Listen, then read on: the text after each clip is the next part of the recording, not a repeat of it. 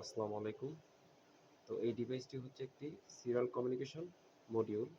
তো এই ডিভাইসের সাহায্যে আমরা সাধারণত ফিল্ডে ব্যবহৃত যে ডিভাইসগুলো আছে ওই ডিভাইসগুলোর সাথে সিরিয়াল কমিউনিকেশন মেনটেন করি। তো সিরিয়াল কমিউনিকেশন মেনটেন করার জন্য আমরা মডবাস, মাস্টার স্ল্যাভ প্রোটোকল অথবা ক্যারেক্টার মোড কমিউনিকেশন ইউজ করে থাকি। তো এখানে দুটি RS485 পোর্ট আছে এবং একটি RS232 পোর্ট আছে।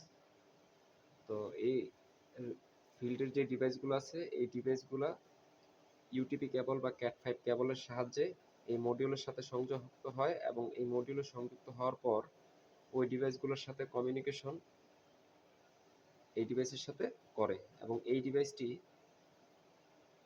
বিভিন্ন ধরনের ওই রিলেটেড যে প্রোগ্রামগুলো আছে এই PLC M580 সাহায্যে এক্সিকিউট করে।